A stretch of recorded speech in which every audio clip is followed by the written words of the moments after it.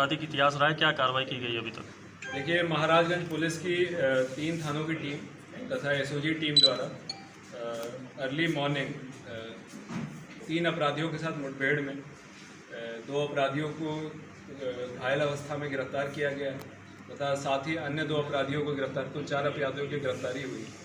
जैसा कि आप सभी को विदित है कि 10 तारीख के प्रातःकाल पुलिस के पास इस प्रकार की सूचना आई थी कि बृजमनगंज फरेंदा सड़क पर एक व्यक्ति से एक 2 लाख पैसे भरा बैग गोली मारकर पैर में छीना गया है।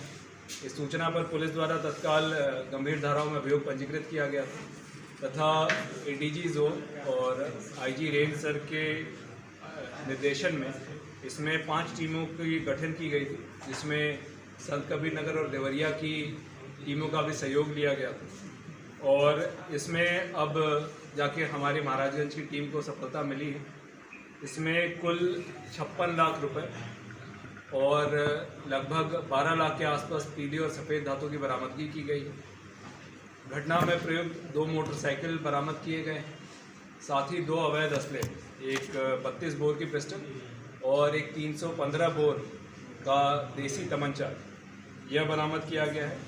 अभी तक की गिरफ्तार कुल अपराधियों में विकास, जो मूल रूप से थाना पिपराइच के रहने वाले हैं, प्रवीण नौतनवा थाना क्षेत्र का, राम प्रवेश राजभर जो शाहपुर थाना क्षेत्र का है, और विद्यासागर जो पनियरा थाना क्षेत्र, इनको गिरफ्तार किया गया है। और साथ ही इनसे अभी तक की पूछताछ में एक 5वां अभियुक्त जो मूल रूप से बाराबंकी का रहने वाला है, उसकी शिनाख्त की गई है, जिसके ऊपर 25,000 का इनाम घोषित करते हुए उसकी गिरफ्तारी हेतु टीमों को लगाया जा रहा है। इस मुकदमे में जहां पर वादी द्वारा 2 लाख रुपए जाने की बात बताई गई थी, उसके सापेक्ष कुल लगभग 56 लाख रुपए और 12 लाख रुपए की ज्वेलरी अभी तक बरामद की गई है।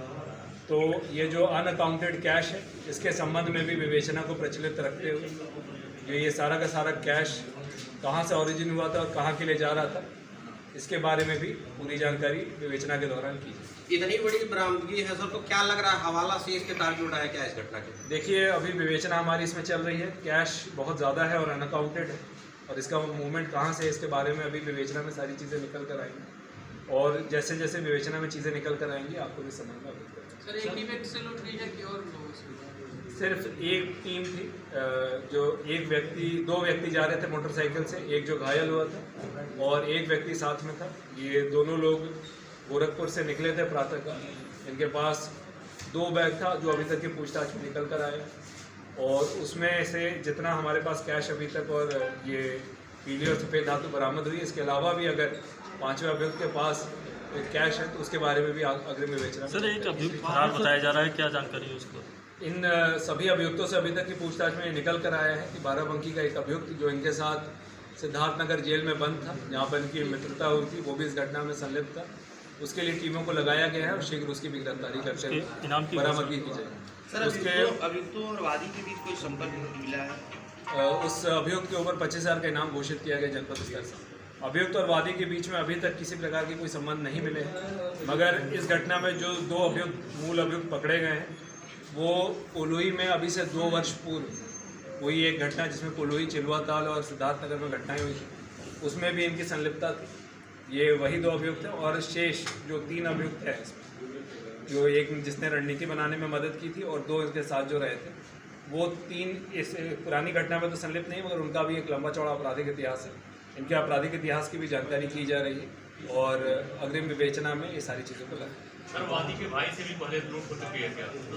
कोलोही वाली घटना में जो वादी था उसका, और जो वर्तमान घटना है उसमें जो वादी है, इन दोनों के भाई होने की बात निकल कर आई है। अभी वादी से इस संबंध में और जानकारी की जा रही है कि आखिर एक ही परिवार के 2 लोगों के साथ इस प्रकार की बात क्यों आ रही है, और विवेचना में ये सारी बातें और स्पष्ट